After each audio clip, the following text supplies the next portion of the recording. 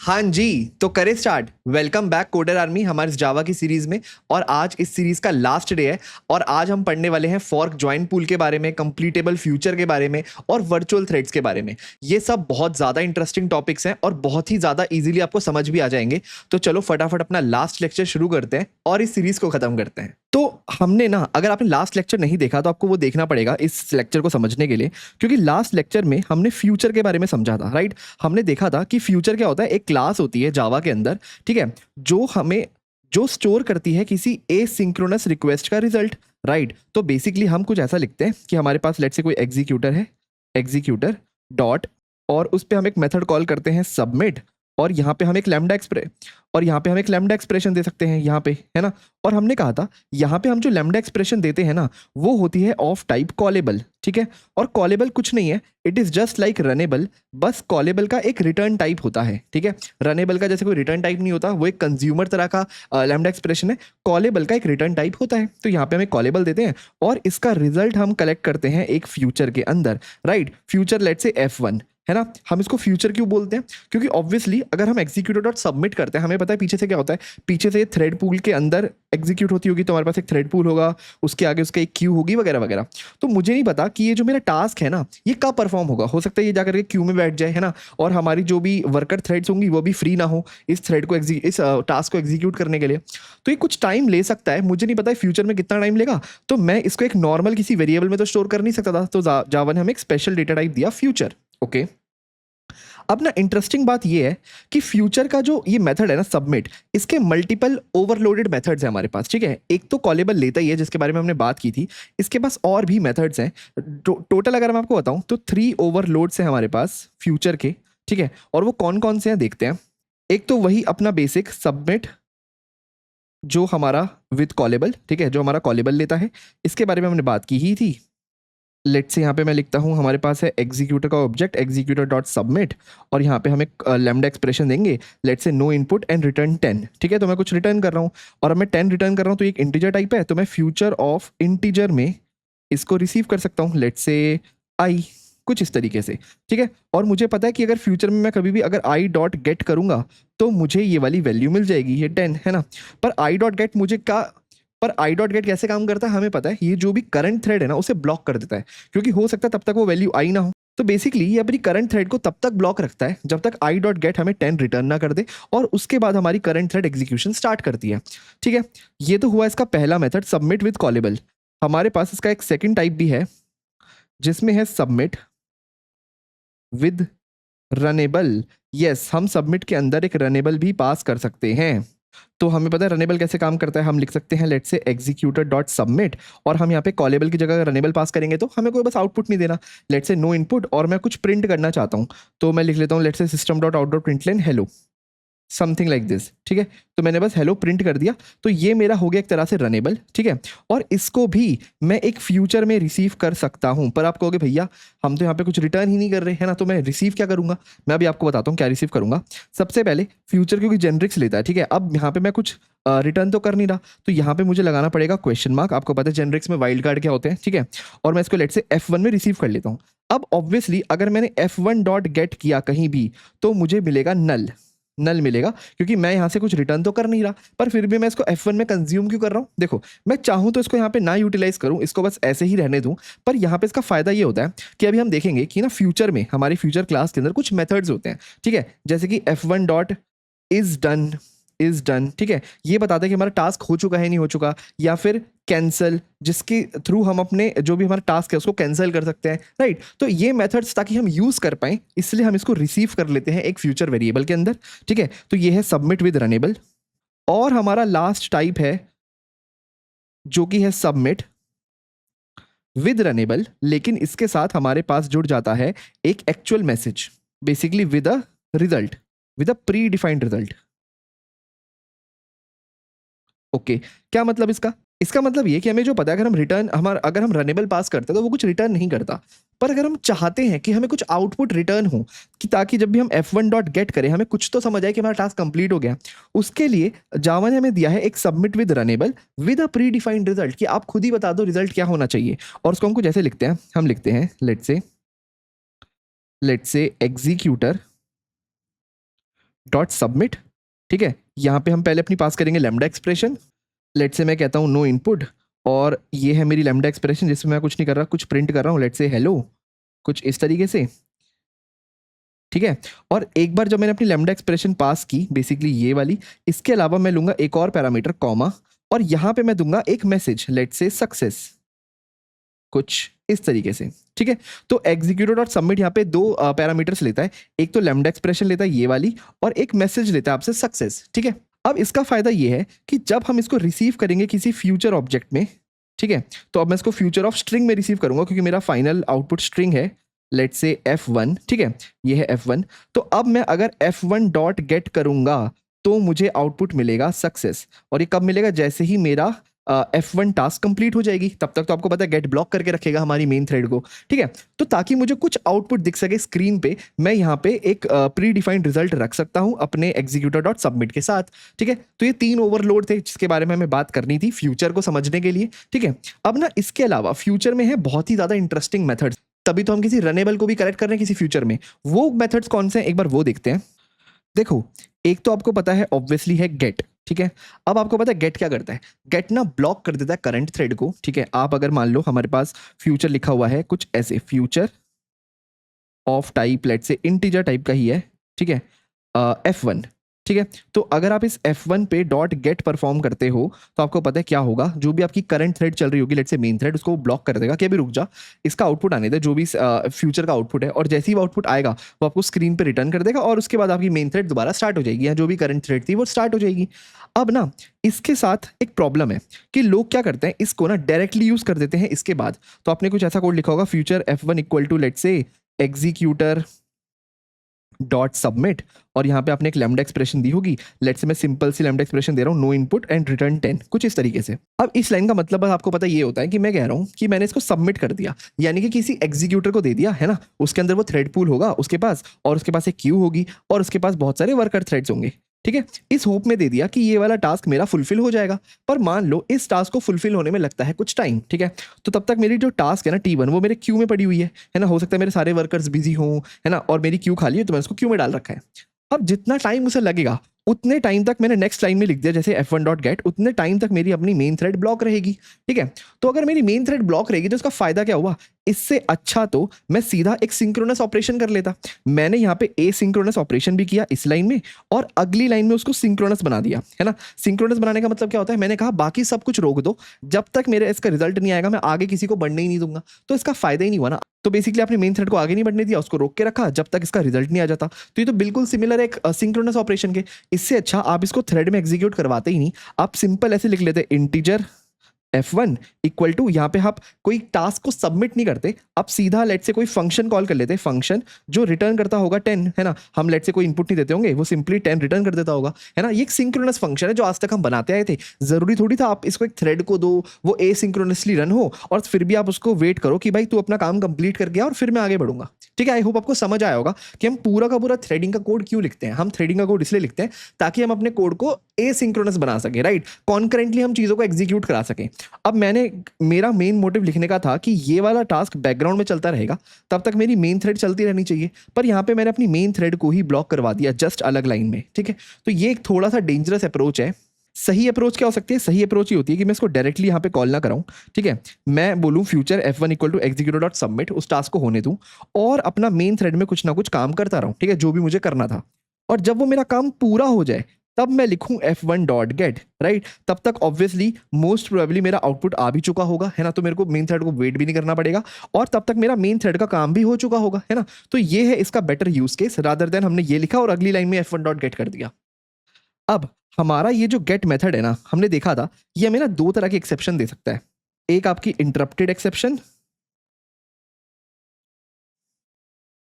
और दूसरी execution exception, execution exception, ठीक है। तो आपको इन दोनों एक्सेप्शन को हैंडल करना पड़ेगा, ये दोनों चेक्ड एक्सेप्शंस हैं, ठीक है। तो आपको कंपाइल टाइम पे आ जाती हैं, तो आपको इसको ट्राई कैच ब्लॉक में ही रखना पड़ेगा, या फिर आप थ्रोज करवा सकते हो इन एक्सेप्शन को अपने मेथड से। अब इसके अलावा हमने एक तो मेथड देख लिया गेट, ठीक है, ओके। हमारे पास एक और दूसरा मेथड है, गेट का ही एक ओवरलोड है, जो क्या करता है, एक टाइम आउट लेता है, ठीक है, बेसिकली एक टाइम लेता है और उसकी एक यूनिट लेता है, ठीक है। अच्छा कैसे क्या मतलब इसका, देखो हम लिखते हैं f1 डॉट गेट लेट से 2 सेकंड तक। अब 2 सेकंड अगर मैं बोल रहा हूँ तो मुझे टाइम यूनिट में देना पड़ेगा, टाइम यूनिट डॉट सेकंड्स। आपको पता है टाइम यूनिट एक क्लास है जावा के अंदर, ठीक है, कुछ इस तरीके से। तो मान लो मैं कह रहा हूं कि मैं सिर्फ 2 सेकंड तक वेट करूंगा। गेट आपको पता है ना मेन थ्रेड को रोकता है, तो ये जो गेट है ना ये सिर्फ 2 सेकंड तक मेन थ्रेड को रोकेगा, है ना। जो भी हमारा यहाँ पे F1 होगा, F1 लेट से कोई फ्यूचर टाइप का होगा, और यहाँ पे आपने लिखा होगा late say executor dot submit, submit यहाँ पे आएगा डॉट सबमिट, और यहाँ पे आपने कोई लैम्डा एक्सप्रेशन दी होगी लेट से रिटर्न 10, है ना, उसको F1 में कलेक्ट किया होगा। तो कह रहा है कि मैं सिर्फ 2 सेकंड वेट करूंगा, है ना, और 2 सेकंड तक अगर आउटपुट आता है तो ठीक है, मैं स्क्रीन पे 10 प्रिंट कर दूंगा। पर अगर आउटपुट नहीं आता तो मैं टाइम आउट एक्सेप्शन थ्रो कर दूंगा, टाइम आउट एक्सेप्शन, ठीक है।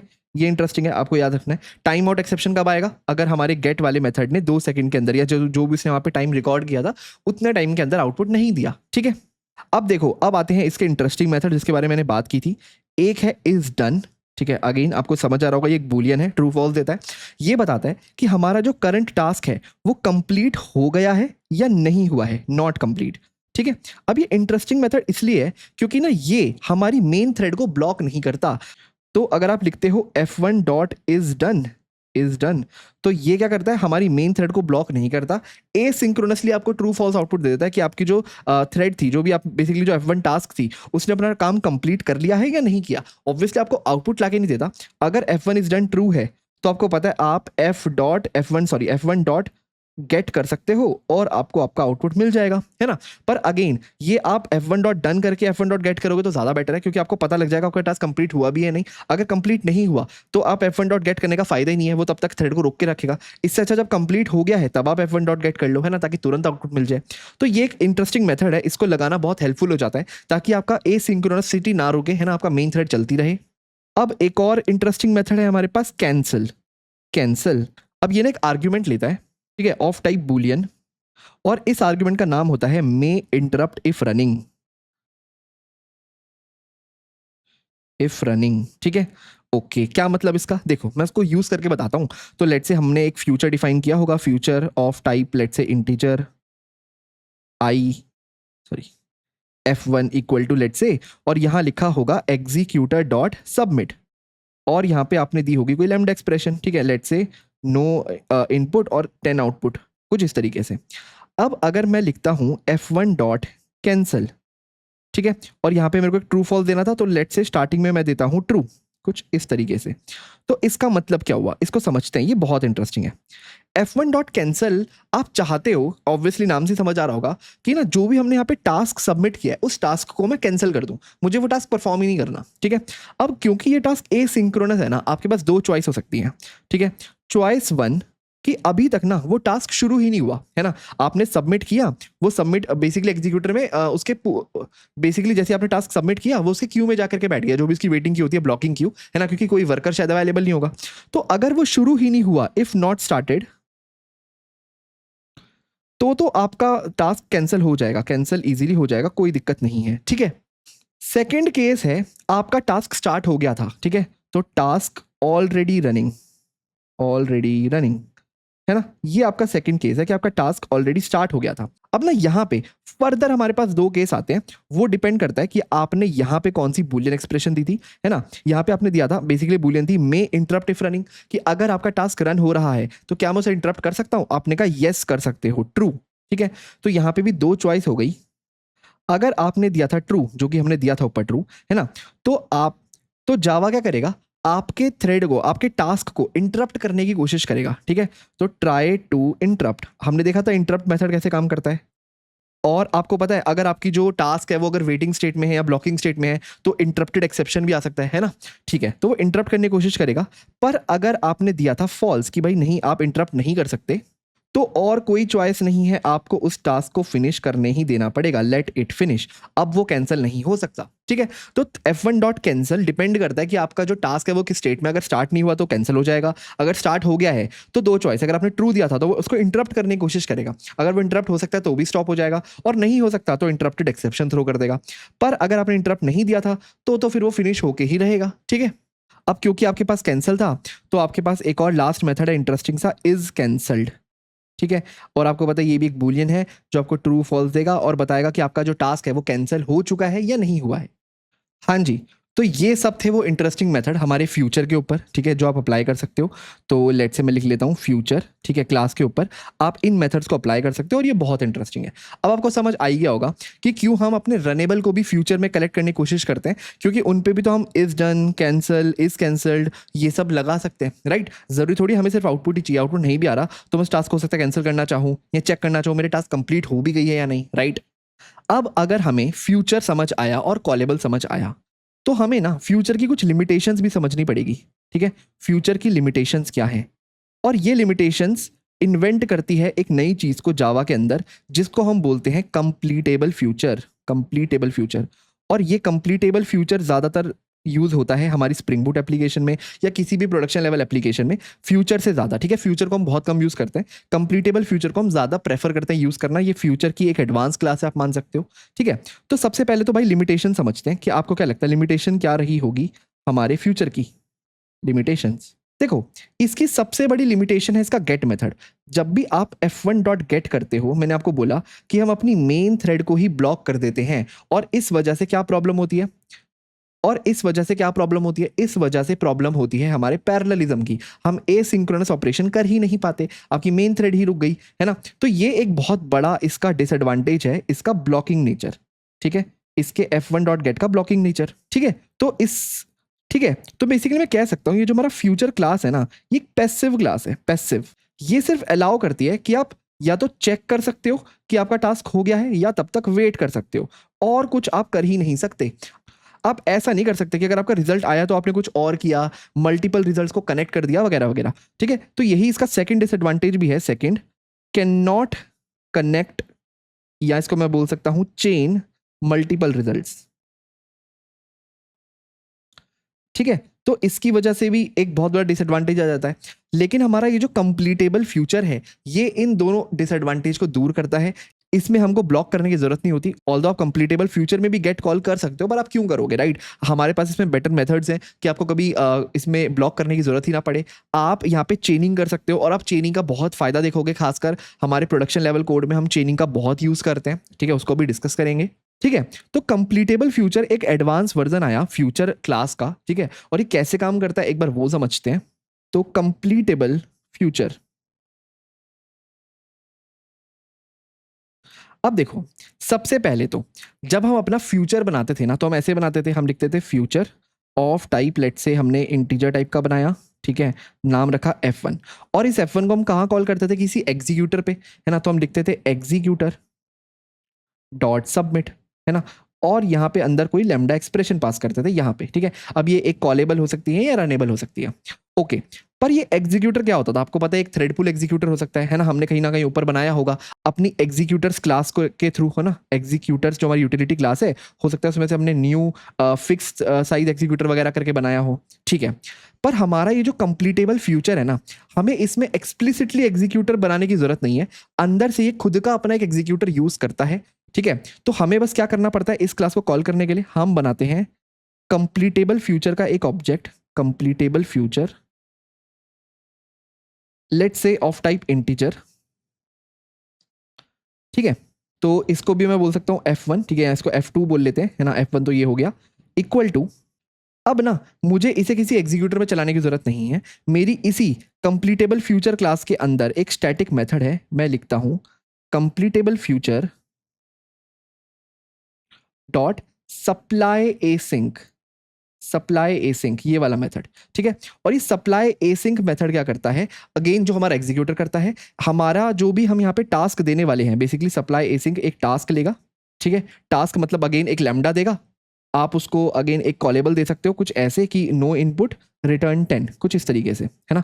एक लैम्डा एक्सप्रेशन दिया, और इस टास्क को सबमिट कर देगा एक एग्जीक्यूटर में। अब अभी तक हमने यहाँ पे एग्जीक्यूटर तो खुद का बनाया नहीं, ये अंदर से खुद एक फॉर्क ज्वाइन एग्जीक्यूटर यूज करता है, फॉर्क ज्वाइन पूल एग्जीक्यूटर, जिसके बारे में अभी तक हमने नहीं समझा है, वो हम आगे देखेंगे इसी लेक्चर में। तो अंदर से वो एक फॉर्क ज्वाइन पूल यूज करता है, ठीक है।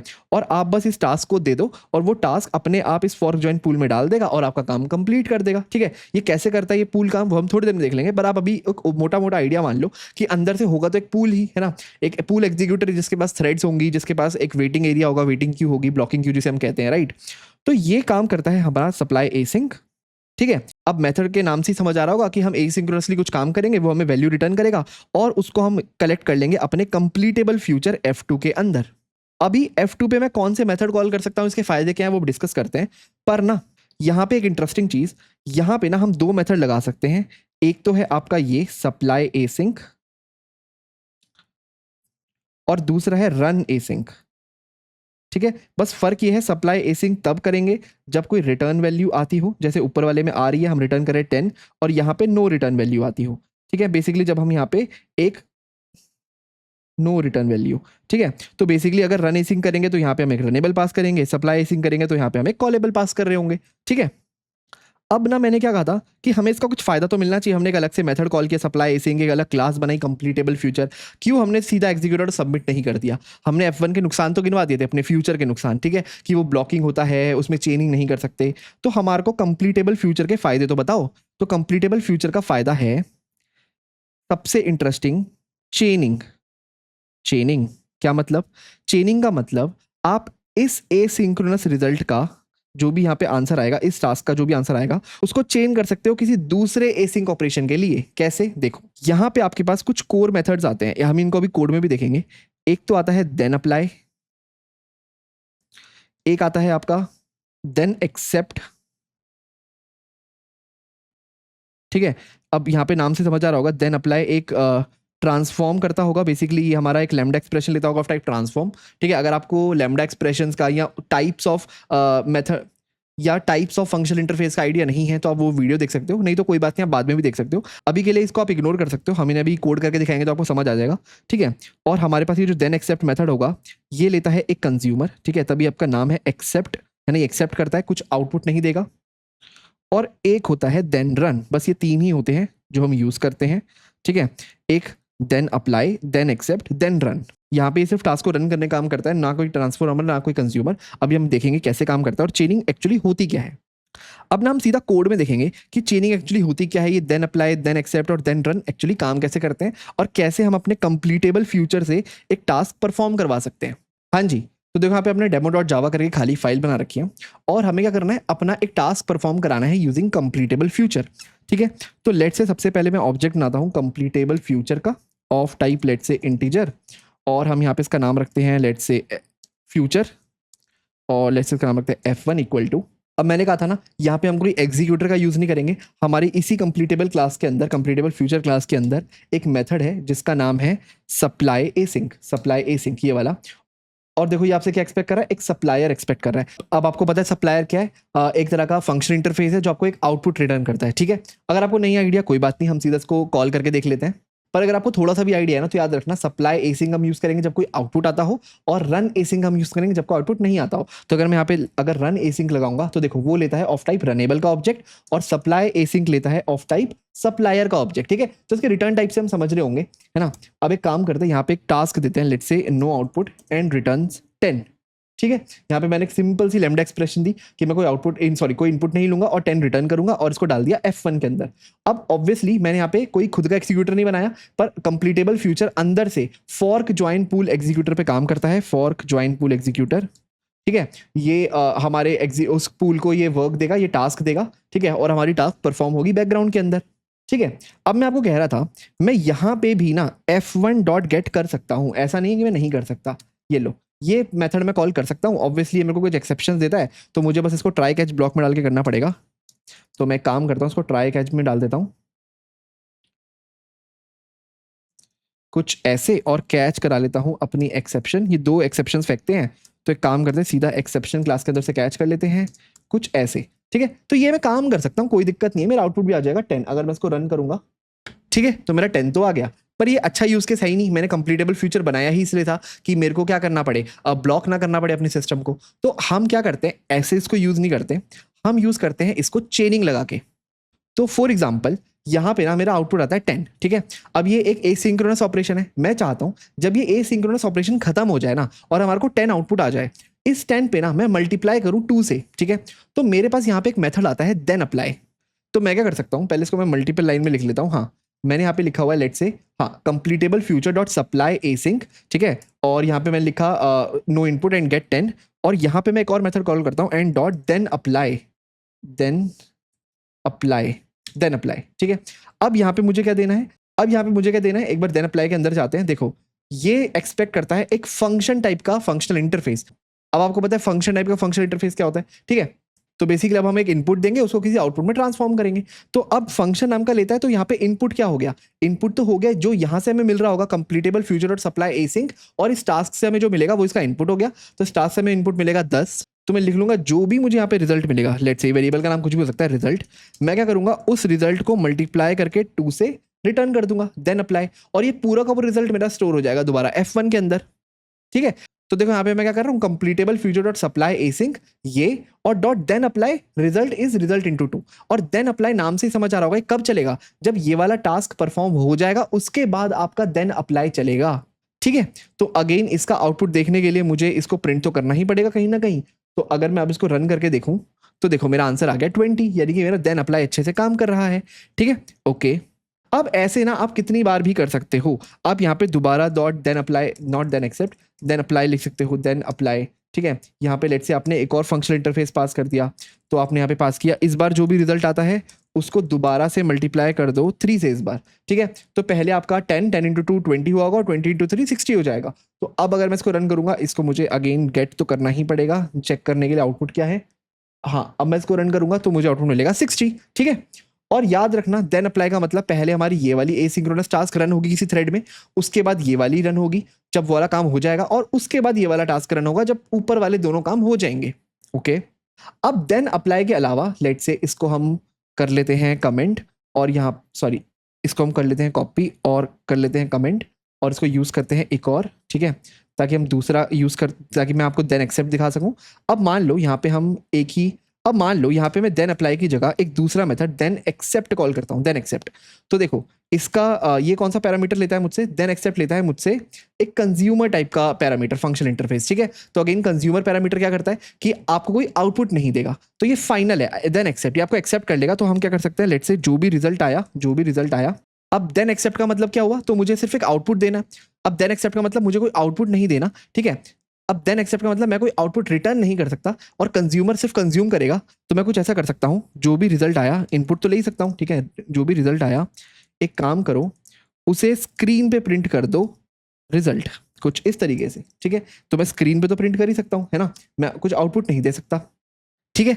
अब देखो यहाँ पे मेरा कोई एरर आ रहा है, और वो क्या कह रहा है, type mismatch cannot convert from completable future void to completable future integer. अब देखो ऑब्वियसली हमने यहाँ पे क्या लिखा हुआ है, पहले सप्लाई एसिंक इनपुट लो और आउटपुट दो 10, है ना। अब इस आउटपुट को कंज्यूम कौन कर रहा है, देन एक्सेप्ट। देन एक्सेप्ट कहता है कि जो भी आउटपुट आएगा 10 वो मैं लूंगा अपने इनपुट पे और उसको प्रिंट कर दूंगा स्क्रीन पे, यानी कि इस पूरी की पूरी स्टेटमेंट का फाइनल आउटपुट कुछ भी नहीं है ना। देन एक्सेप्ट फाइनली उसे कंज्यूम कर लेता है। तो F1 को इंटीजर टाइप का थोड़ी कंप्लीटेबल फ्यूचर मिलेगा, उसको मिलेगा वॉइड टाइप का। तो मुझे यहाँ पे लगाना है वॉइड और मेरा एरर दूर हो जाएगा, ठीक है। तो अगेन वॉइड भी एक क्लास है जावा के अंदर, वॉइड क्लास प्रॉपर, ठीक है। आप बस रिटर्न कर सकते हो कंप्लीटेबल फ्यूचर ऑफ वॉइड, जहां पे आपको पता है आपको कोई आउटपुट नहीं मिलेगा, ठीक है। अब देखो, अब आपको असली फायदा समझ आएगा हमारे कंप्लीटेबल फ्यूचर का। मैंने कहा था ना F1 डॉट गेट करना ब्लॉक करता है, और तब भी हम इसको यूज कर रहे थे क्योंकि अभी तक हमने देन एक्सेप्ट नहीं पढ़ा था। इसलिए अभी तक आप सोच रहे होगे कंप्लीटेबल फ्यूचर का फायदा क्या हुआ भैया, अभी भी तो हम फाइनली देन एक्सेप्ट, अभी तो हम फाइनली कितनी भी चेनिंग कर ले फाइनली F1 डॉट गेट ही करना पड़ता है, अपनी मेन थ्रेड को रोकना पड़ता है। पर अब हमें ऐसा नहीं करना पड़ेगा, क्योंकि हमारा ये जो देन एक्सेप्ट है ये एक एसिंक्रोनस ऑपरेशन है, ये हमारी मेन थ्रेड को नहीं रोकता, ठीक है। मेन थ्रेड हमारी चलती रहती है और हमारा आउटपुट भी साथ में आ जाता है। अब इसका आउटपुट क्या आना चाहिए, हम सिर्फ स्क्रीन पे 10 प्रिंट कर देंगे, तो 10, ठीक है, हमारा आउटपुट आ गया। तो हमें याद रखना पड़ेगा देन अप्लाई एक नई वैल्यू रिटर्न करता है और देन एक्सेप्ट एक वैल्यू को कंज्यूम कर लेता है, ठीक है। कुछ भी रिटर्न नहीं करता, उसे कंज्यूम कर लेता है। तो ये कंज्यूमर टाइप का है और देन अप्लाई एक फंक्शन टाइप का है। और फाइनली अगर मैं इसको कॉपी कर लूं और इसको मैं कर लेता हूं कमेंट, हमारे पास आता है एक तीसरा फंक्शन जिसको मैं बोलता हूं देन रन। और ये क्या लेता है, अगर मैं देन रन के अंदर जाऊं तो एक रनेबल टाइप का ऑब्जेक्ट लेता है दोबारा से, ठीक है। यानी कि आप सिर्फ कुछ रन करवाना चाहते हो, ठीक है, तो आप रन कैसे करा सकते हो। अब रनेबल टाइप का मतलब आपको पता ही है, नो इनपुट, और आप कुछ भी यहाँ पे टास्क परफॉर्म करा सकते हो। लेट्स से मैं बस सिस्टम डॉट आउट डॉट प्रिंटलाइन कर दूं डन, ठीक है, कुछ इस तरीके से। तो आपको पता है रनेबल टाइप का जो इंटरफेस है उसकी जो लैम्डा एक्सप्रेशन है वो इनपुट नहीं लेती है ना, सिंपली हमने बस प्रिंट कर दिया स्क्रीन पे डन। अब अगर आप इसको यूज करोगे, आप इसको प्रिंट करके देखोगे तो आपका स्क्रीन पे डन प्रिंट हो जाएगा, है ना। डन का मतलब हमारी टास्क ही कंप्लीट हो गई है, ठीक है। तो यहाँ पे अपने 3 मेथड देख लिए, then apply, then accept and then run. अब यहाँ पे ना एक और इंटरेस्टिंग मेथड है, ठीक है, जिसको हम बोलते हैं देन कंबाइन। ठीक है, और ये क्या करता है, मल्टीपल कंप्लीटेबल फ्यूचर का रिजल्ट आपको कंबाइन करके दे सकता है। कैसे, देखो एक बार के लिए मैं इसको भी कमेंट कर देता हूँ। ठीक है, तो अभी मेरा ऊपर सब कुछ कमेंटेड है, मैंने कुछ नहीं बनाया हुआ। तो अब एक काम करते हैं, लेट से सिंपल सिंपल दो कंप्लीटेबल फ्यूचर बनाते हैं। हाँ, तो यहाँ पे मैंने बनाया एक, इसको कर लेते हैं अनकमेंट कुछ इस तरीके से। ठीक है, तो मैंने F1 में क्या स्टोर किया, 10। ठीक है, ऐसे ही मैंने मान लो एक और बनाया कुछ ऐसे। ठीक है, इसका नाम रखते हैं F2।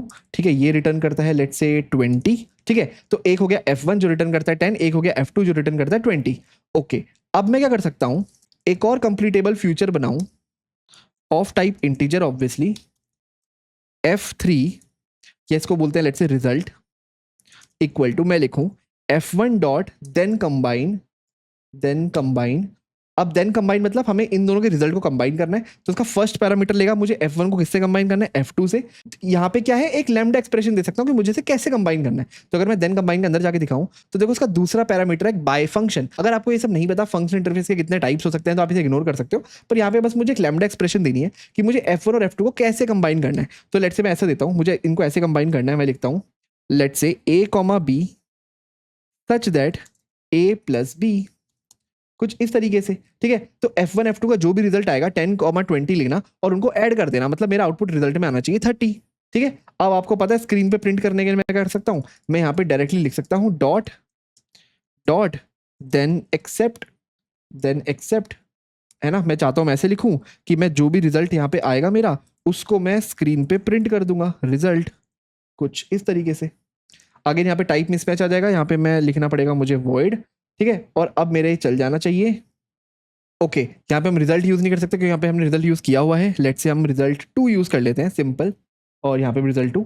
ठीक है, तो अब मेरा ये चल जाना चाहिए। अगर मैं इसको प्रिंट करूंगा तो मेरा आंसर आ जाना चाहिए 30। ठीक है, ओके, ठीक है, आई होप आपको समझ आया होगा। सबसे इंटरेस्टिंग पार्ट इसका यही है कि हमारी जो चेनिंग होती है ये होती है नॉन ब्लॉकिंग, ये आपकी मेन थ्रेड को ब्लॉक नहीं करती अदर देन गेट जो आपका ब्लॉकिंग होता है। इसलिए कंप्लीटेबल फ्यूचर का बहुत फायदे हैं। और ये जो हमने सप्लाई एसिंक मेथड यूज किया और उसके साथ देन एक्सेप्ट देन कंबाइन, इसको हम लिटरली बहुत ज्यादा यूज करते हैं अपनी स्प्रिंग बूट एप्लीकेशन में। ओके, अब एक बार आगे बढ़ते हैं और समझते हैं कि मैंने आपको कहा था कि ये जो कंप्लीटेबल फ्यूचर है ना, ये अंदर से यूज करता है फॉर्क ज्वाइन पूल, कंप्लीटेबल फ्यूचर। ठीक है, अंदर से कौन सी पूल यूज करता है, fork join pool, fork join pool. पर ना अगर आप चाहते हो आप ये फॉर्क ज्वाइन पूल यूज ना करो, आप खुद का कोई एग्जीक्यूटर पास करना चाहते हो, आप वो भी कर सकते हो। क्योंकि यहाँ पे हम जो मेथड कॉल करते हैं सप्लाई एसिंक, उसका एक ओवरलोडेड मेथड है जो आपसे एक एग्जीक्यूटर भी लेता है।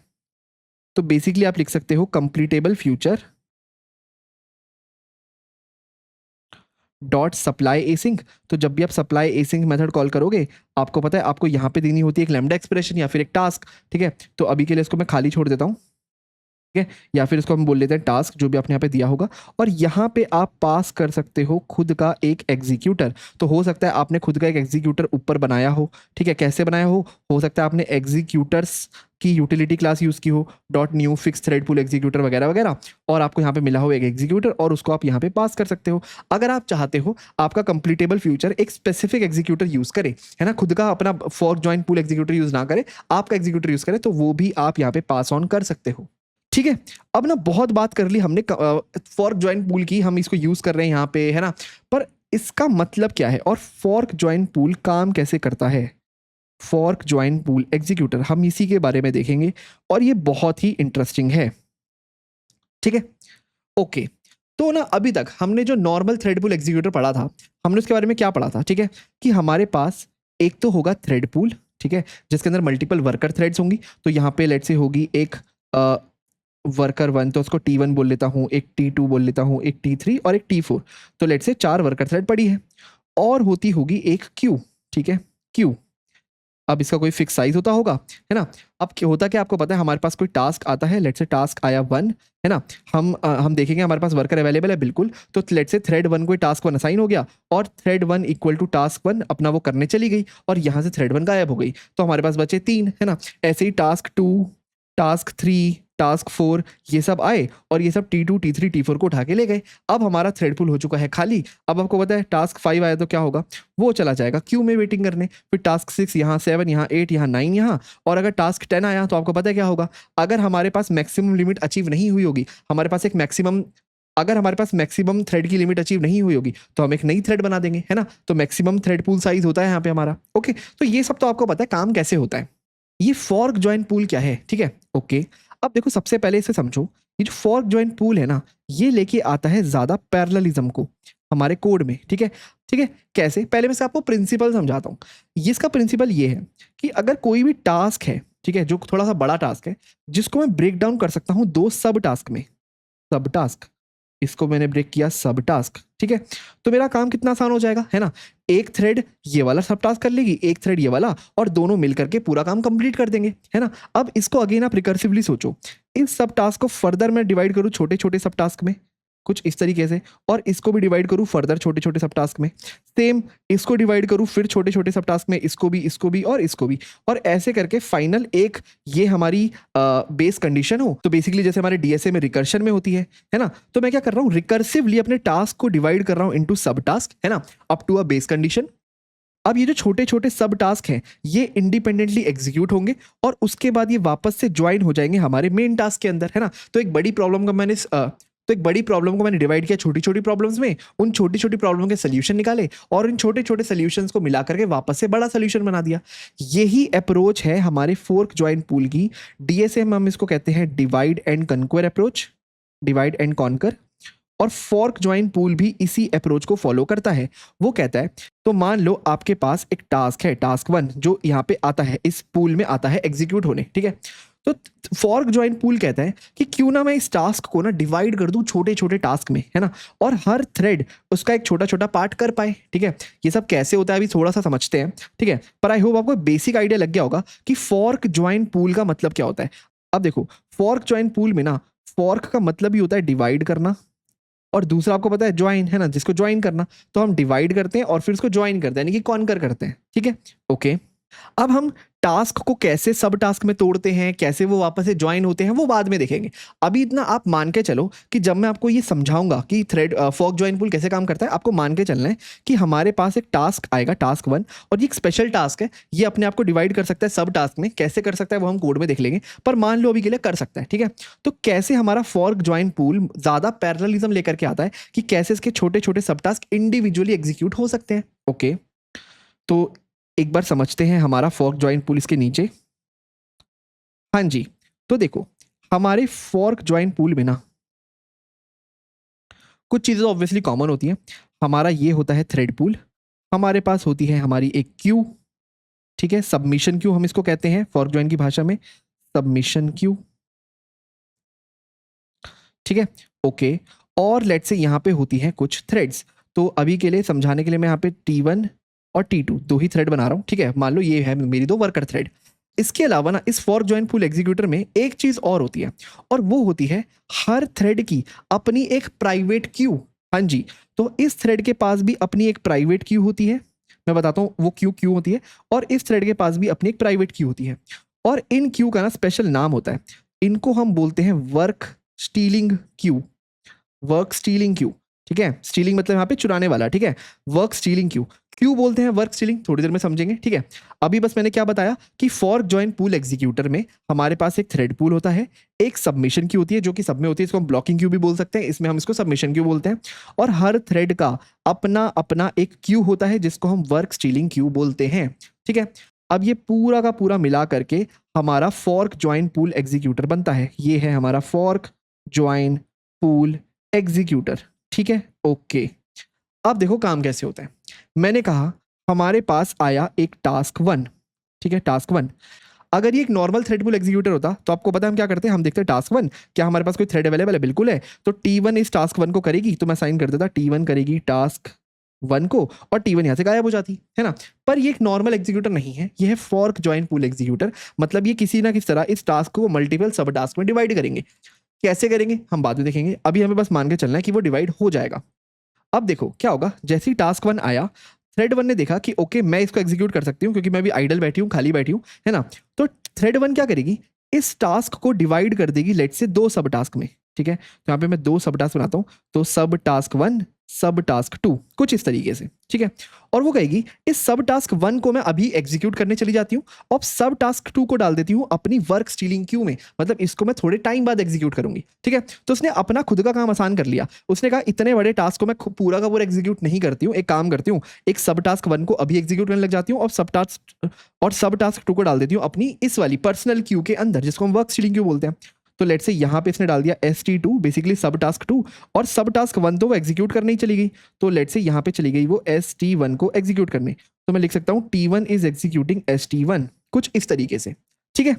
अब ना याद रखना ये थ्रेड 1 इस सब टास्क को भी फर्दर डिवाइड कर सकती थी, लेट से ST11 ST12 कुछ इस तरीके से, या फिर इसको भी फर्दर डिवाइड कर सकती थी। और वो कब तक करती रहती, जब तक एक बेस कंडीशन नहीं आ जाती। तो मैंने अभी बस मान लिया for the sake of simplicity कि बेस कंडीशन हमारी पहली लेयर में ही आ गई, हमने इसको जैसे डिवाइड किया ये दोनों बेस कंडीशंस में है, ठीक है।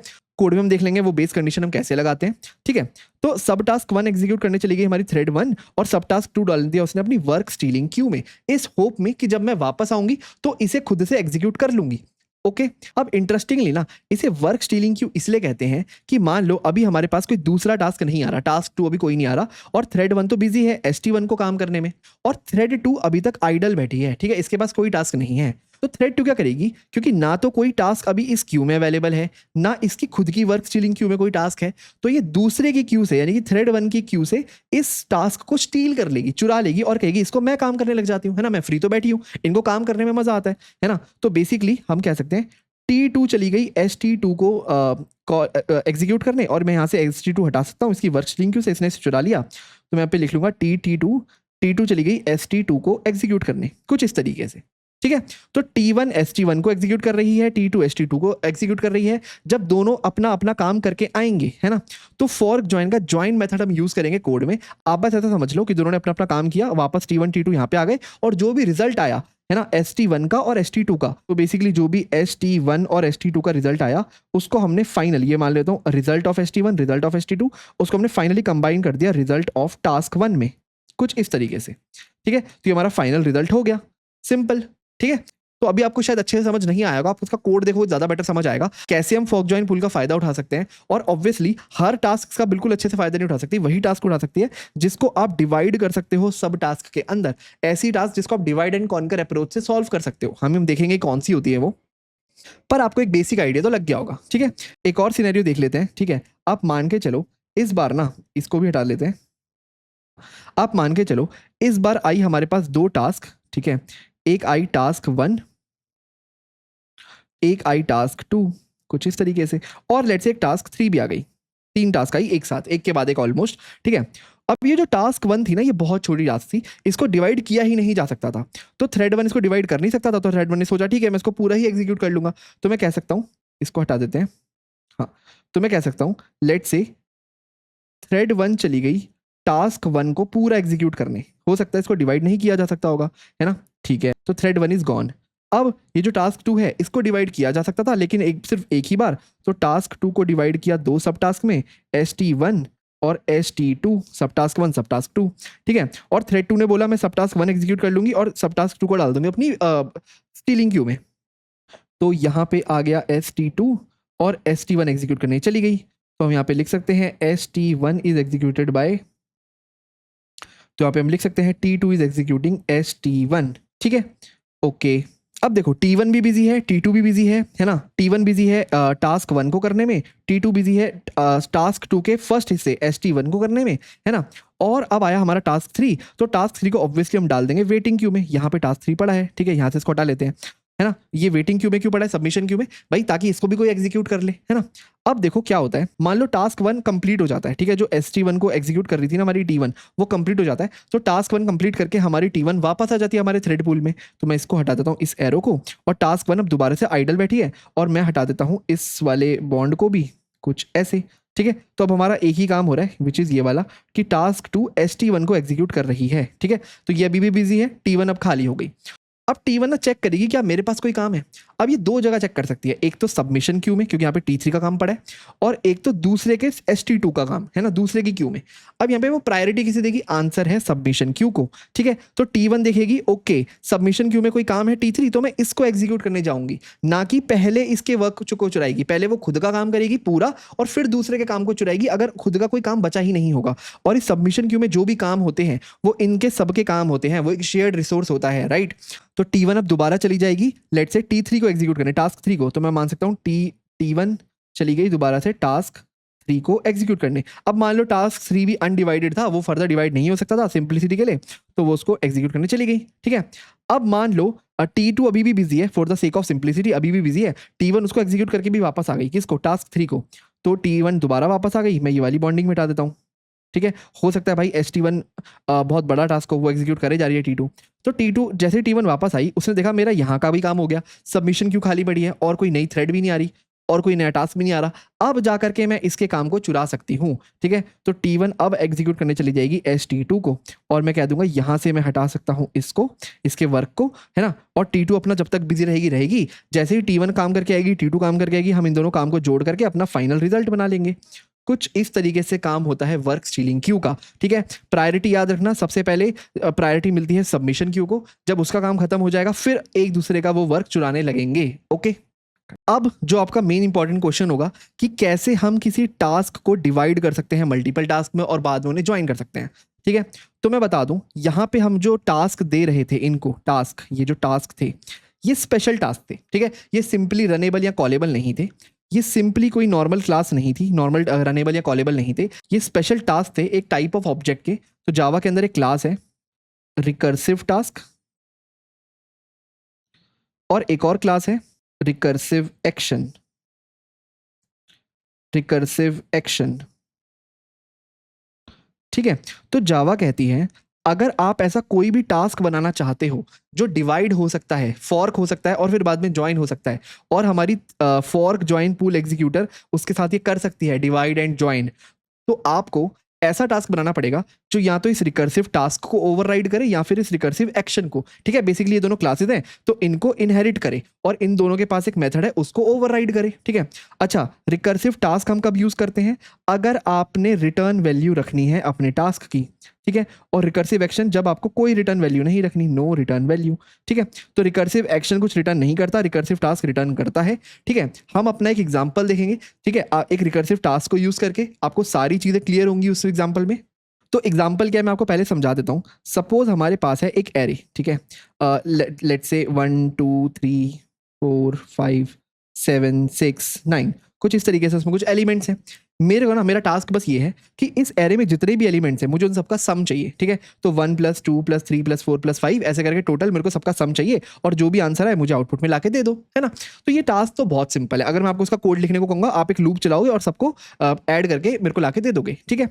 पर मान लो एरे ना बहुत बड़ा है, मिलियंस या बिलियन साइज का एरे है, ठीक है। तो उसमें आप अगर एक सिंपल लूप भी चलाओगे तो आपका order of n time complexity होगी, है ना। अब मैं चाह रहा हूँ क्यों ना मैं मल्टी थ्रेडिंग का फायदा उठाऊं, कुछ काम एक थ्रेड कर ले, कुछ काम दूसरी थ्रेड कर ले। तो मेरे माइंड में आता है simple fork join pool executor, fork join pool. क्योंकि आप सोचो ये जो टास्क है ना, ये एक डिवाइड एंड कनकर का टास्क है ना। मैं ऐसा कह सकता हूं कि आधे नंबर, ये वाले आधे एक थ्रेड T1 को दे दूं और ये वाले आधे नंबर एक थ्रेड T2 को दे दूं। दोनों अगर पैरेलली चले तो मेरा काम n/2 में नहीं हो जाएगा, है ना। उसके बाद जो भी इनका आएगा, इसका सम लाया लेट्स से S1, इसका सम आया S2, मुझे बस S1 + S2 करना पड़ेगा, है ना। सेम ये T1 सोचेगी कि मेरे पास इतना काम है ना, इसका आधा मैं एक दूसरी थ्रेड को दे दूं और इसका आधा मैं खुद कर लूं, है ना। सेम इसका आधा, इसका आधा, आप ऐसे इसको डिवाइड करते रह सकते हो, ठीक है, अपनी बेस कंडीशन से। अब बेस कंडीशन आपकी कुछ भी हो सकती है। लेट्स से मेरी बेस कंडीशन है कि एक ही एलिमेंट हो, वो बेस कंडीशन है, या फिर हो सकते हैं 2 ही एलिमेंट हो, वो बेस कंडीशन है। बेस कंडीशन आप अपने हिसाब से बना सकते हो। बेस कंडीशन का मतलब उसके आगे मैं फर्दर डिवाइड नहीं करूंगा। मान लो डिवाइड करते करते मेरे पास एक ऐसा एरे बचा जिसके अंदर एक ही एलिमेंट है 1। अब इसको तो मैं डिवाइड कर ही नहीं सकता, तो मैं कहूंगा इस एरे का सम क्या होगा, 1 ही होगा, है ना। या फिर मेरे पास बेस कंडीशन हो सकती है कि मेरे पास ऐसा एरे बचा जिसका नंबर है 2, उसमें 2 ही एलिमेंट है, तो इसका आंसर क्या होगा 1 + 2, है ना, = 3। इसके आगे मैं इसको फर्दर डिवाइड नहीं करूंगा, ये मैं खुद सोच रहा हूं, ठीक है। तो बेस कंडीशन मैं इसकी इजीली निकाल सकता हूं और इस काम को मैं इजीली डिवाइड भी करवा सकता हूं, क्योंकि ये काम ना इंडिपेंडेंट है। चाहे मैं आधा पहले ये वाला ऐड करूं और ये वाला ऐड करूं और फिर उन दोनों को सम कर दूं तब भी इक्वल आएगा, या फिर इसको एक के बाद एक ऐड करता चला जाऊं तब भी इक्वल आएगा, है ना। तो ऐसी प्रॉब्लम जो डिवाइड एंड कॉन्कर से सॉल्व हो सकती है, ठीक है, रिकर्शन उसमें लग सकता है, तब हम उसको फॉर्क ज्वाइन पूल में दे सकते हैं। चलो तो इसका कोड लिखते हैं और एक बार देखते हैं कैसे हम इसको पूरा का पूरा बनाते हैं। हाँ जी, तो यहाँ पे देखो मैंने अपनी demo2.java फाइल ले रखी है, ठीक है, और आपको पता है मैं करने क्या वाला हूँ, हम यूज करने वाले हैं फॉर्क ज्वाइन पूल एग्जीक्यूटर को, ठीक है। ओके, तो ना सबसे पहले हमने जो बोला था हमें बनानी है एक क्लास, लेट्स से, ठीक है, इसका मैं नाम रखता हूँ सम टास्क, ठीक है, मुझे एक टास्क बनाना है ना, जो सम परफॉर्म करेगा, और मुझे एक्सटेंड करवाना पड़ेगा इसको रिकर्सिव टास्क के साथ, रिकर्सिव टास्क कुछ ये वाला, ठीक है, ठीक है। और अगेन ये जेनरिक्स यूज करता है और मैं एरे इंटीजर का बनाने वाला हूँ, तो यहाँ पे इसको इंटीजर लिख लेता हूँ कि मैं इंटीजर वाला यूज करने वाला हूँ अपना रिकर्सिव टास्क, ठीक है, कुछ इस तरीके से। अब अगर मैं इस रिकर्सिव टास्क क्लास के अंदर जाऊँ ना, तो देखो एक एब्स्ट्रैक्ट क्लास है, यानी कि इसके पास एक एब्स्ट्रैक्ट मेथड होगा जिसको मुझे ओवरराइड करना होगा, और बिल्कुल है उस एब्स्ट्रैक्ट मेथड का नाम है कंप्यूट। तो देखो ये रहा कंप्यूट, मुझे इसको ओवरराइड करना पड़ेगा, ठीक है।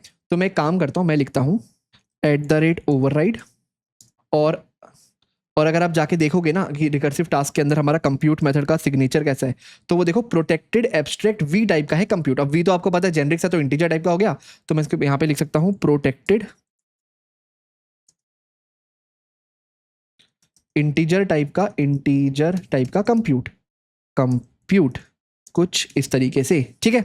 ओके, अभी के लिए मैं यहाँ पे रिटर्न 0 लिख देता हूँ बस, ताकि एरर चला जाए, ठीक है। तो यहाँ पे मैंने क्लास बनाई सम टास्क और एक्सटेंड करा दिया रिकर्सिव टास्क के। अब मैं यहाँ पे रिकर्सिव एक्शन भी लिख सकता हूँ अगर मेरा जो ये कंप्यूट है कुछ रिटर्न नहीं करता होगा, ठीक है, पर मैं कुछ रिटर्न करवाना चाहता हूँ, तो मैंने रिकर्सिव टास्क क्लास ले ली। अब मैंने क्या कहा था, प्रॉब्लम स्टेटमेंट क्या कि मेरे पास एक एरे है, मुझे उसका सम निकालना है, ठीक है। तो पहले वो सब बना लेते हैं बाहर ही। तो लेट्स से मैं एक प्राइवेट इंटीजर एरे बनाता हूँ ARR। अब ये एरे मुझे मान लो कंस्ट्रक्टर से मिल जाएगा, मैं 2 वेरिएबल और रख लेता हूँ, एक तो प्राइवेट इंट स्टार्ट, ठीक है, उसका स्टार्टिंग लोकेशन जो कि बेसिकली 0 होगी, और एक प्राइवेट इंट एंड, ठीक है, जो कि एरे डॉट लेंथ होगा, ठीक है। मुझे स्टार्ट और एंडिंग इंडेक्स चाहिए, तभी तो मैं उसको डिवाइड कर पाऊंगा, है ना। तो मैंने एक ARR लिया, स्टार्ट लिया और एंड ले लिया। अब बनाते हैं इसका एक कंस्ट्रक्टर, तो मैं लेता हूँ पब्लिक सम टास्क, ठीक है, जो क्या करेगा मुझको 2 वैल्यू देगा, एक तो इंटीजर 3 वैल्यू देगा, एक तो इंटीजर एरे, एक स्टार्ट और एक एंड, बिल्कुल सेम, है ना। और आपको पता है यहाँ पे हम क्या करेंगे, हम दिस डॉट ARR को कर देंगे ARR equal to ARR, this dot start को कर देंगे इक्वल टू स्टार्ट, और दिस डॉट एंड को कर देंगे इक्वल टू एंड, सिंपल, ठीक है। ओके, तो अब हम बढ़ते हैं अपने कंप्यूट मेथड की तरफ। हम देखो क्या करेंगे, स्टेप बाय स्टेप देखेंगे। सबसे पहले तो हम लिखेंगे, जैसे हम रिकर्सिव कोड लिखते हैं, एक बेस कंडीशन, ठीक है, कि हमारे को अपने कोड को कैसे रोकना है। उसके बाद यहाँ पे लिखेंगे हम अपना मेन लॉजिक, ठीक है। मेन लॉजिक क्या होता है, मेन लॉजिक मतलब पहले हम करेंगे डिवाइड, ठीक है, प्रॉब्लम को, और फाइनली हम करेंगे उसको ज्वाइन, ठीक है। तो डिवाइड का मतलब होता है आपको उसको फॉर्क करेंगे, और ज्वाइन का तो मतलब ज्वाइन ही होता है, ठीक है। पहले हम उसको करेंगे फॉर्क और फिर उसको करेंगे ज्वाइन। अगर आपने DSA में बेसिकली कोई भी डिवाइड एंड कॉन्कर की प्रॉब्लम सॉल्व करी है ना, तो आप उसको इजीली रिलेट कर सकते हो, ठीक है। ओके, तो पहले ना अपनी बेस कंडीशन लिखते हैं, ये बहुत सिंपल है। अब मान लो आपके पास एक ऐसा एरे है जिसके अंदर 2 या 2 से कम एलिमेंट्स हैं, ठीक है। तो बेसिकली मैं लिख सकता हूँ if end minus start is less than equal to 2, है ना। तो 2 या 2 से कम एलिमेंट्स हैं, तो उसमें मुझे उसको फर्दर डिवाइड करने की जरूरत नहीं है। उस केस में मेरा सम क्या हो जाएगा, उस केस में सम को मैं इजीली कैलकुलेट कर सकता हूँ। मैं उसमें लूप थ्रू कर दूं, तो फिर int i equal to start से शुरू करूं, i less than equal to end तक जाऊं, आई प्लस प्लस, और हर बार क्या करता रहूं, सम में डालता रहूं, sum plus equal to ARR of i, कुछ ऐसे, ठीक है। और फाइनली यहाँ पे रिटर्न कर दूं, रिटर्न सम, ठीक है। ये मेरा है बेस केस कि भाई अगर मुझे ऐसे एलिमेंट से जो 2 या उससे कम है, तो मैं सीधा लूप लगा लूंगा। 2 एलिमेंट में लूप कितना ही टाइम ले लेगा, कांस्टेंट टाइम लेगा, और अगर एक एलिमेंट होगा तो टाइम ही नहीं लेगा। Sum plus equal to ARR of i, और रिटर्न कर दूंगा सम। ये है मेरी बेस कंडीशन। याद रहे, इस प्रॉब्लम को मैं नॉर्मली भी सॉल्व कर सकता था, एक सिंपल लूप लगाता और सारे एलिमेंट्स को प्लस कर देता, पर मेरे में एक चूल है कि मैं इसको पैरेलली सॉल्व करना चाहता हूँ यूजिंग मल्टी थ्रेडिंग, और उसमें भी मैं फॉर्क ज्वाइन पूल यूज कर रहा हूँ, ठीक है। तो अपने कोड को और कॉम्प्लिकेट कर रहा हूँ, पर इससे हम समझेंगे पूरा का पूरा फेनोमेना, ठीक है। तो बेसिकली अभी तक मैंने बस एक क्लास बनाई थी सम टास्क, उसके अंदर एक एरे लिया, स्टार्ट एंड लिया, कंस्ट्रक्टर बनाया, और कंप्यूट मेथड को ओवरराइड करना ही होता है। यहाँ पे लिख लिया अपनी बेस कंडीशन। ओके, अब लिखते हैं अपना मेन लॉजिक, ठीक है। मेन लॉजिक के अंदर क्या होता है, देखो सबसे पहले हम डिवाइड करेंगे अपने एरे को 2 पार्ट्स में। तो मैं निकालूंगा मिड, और मिड मैं कैसे निकाल सकता हूँ, सिंपल मैं लिख सकता हूँ स्टार्ट प्लस एंड बाय 2। ये एक बेसिक कोड है, ठीक है, किसी भी एरे को या किसी का भी मिड निकालना, अगर आपके पास स्टार्टिंग और एंडिंग इंडेक्स है, ठीक है, अगर आपने डिवाइड एंड कॉन्कर प्रॉब्लम्स करी है तो आपको समझ आ जाएगा। तो मैंने मिड निकाल लिया है ना। अब देखो मेरे पास, अब जैसे ही मैंने मिड निकाला ना, तो मेरे पास एक एरे हो गया स्टार्ट से लेके मिड तक का, और एक दूसरा एरे हो गया, मान लो ये एक एरे हो गया स्टार्ट से मिड, ठीक है, ये एक प्रॉब्लम हो गई। और दूसरी प्रॉब्लम हो गई मेरी मिड प्लस वन से एंड तक का, है ना। बिल्कुल, एक स्टार्ट से मिड, एक मिड प्लस वन से एंड। तो ये पूरा का पूरा दो एरे में डिवाइड कर दिया मैंने, एक स्टार्ट से एंड वाले एरे को। यानी कि रिकर्सिवली अगर मैं इस कोड को लिखता तो क्या करता, अपने कंप्यूट मेथड कॉल करता। पर कंप्यूट तो कोई पैरामीटर लेता ही नहीं है ना, मेरा सारा काम तो सम टास्क क्लास के अंदर हो रहा है एज अ होल, है ना। तो देखो मैं यहाँ पे क्या कर सकता हूँ, जैसे मैंने पहले मिड में डिवाइड किया, फिर अपनी क्लास के ही दो ऑब्जेक्ट बनाता हूँ। तो सम टास्क, मेरी क्लास का नाम था सम टास्क, ओके। तो सम टास्क एक हो गया लेफ्ट टास्क, और ऐसे ही सम टास्क एक मैंने रख दिया राइट टास्क, दो टास्क बना दिए लेफ्ट टास्क राइट टास्क। और मैंने यहाँ पे क्या किया, left task equal to new sum task, ठीक है। यहाँ पे मुझे तीन चीजें देनी होती है, तो एरे में दिया मैंने एरे, ठीक है, स्टार्टिंग इंडेक्स में दिया मैंने स्टार्ट, और बेसिकली एंडिंग इंडेक्स में दिया मिड। तो मेरा एक तो हो गया ये, है ना। तो जैसे ही मैंने ये ऑब्जेक्ट बनाया new sum task array start mid, मेरा दोबारा से कंस्ट्रक्टर कॉल हुआ होगा, है ना। एरे में इस बार पूरा एरे गया होगा, स्टार्टिंग में स्टार्ट गया होगा, लेकिन एंड में मेरा मिड गया होगा। तो यानी कि मैंने अपने सम टास्क का ऑब्जेक्ट बनाया, उसको एक छोटा वाला एरे, ये पार्ट वाला एरे देके, है ना। अब सेम मैं राइट टास्क में आपको पता है क्या कर सकता हूं, मैं कर सकता हूं equal to new sum task, और यहाँ पे दूं मैं एरे मिड प्लस वन, और यहाँ पे मैं दे दूं एंड, कुछ इस तरीके से। तो ये हो गया मेरा दूसरा एरे, है ना। यानी कि मैंने दो ऑब्जेक्ट बना दिए इसके सम टास्क के, एक लेफ्ट टास्क एक राइट टास्क, दोनों आधा आधा एरे लेके जाते हैं, ओके।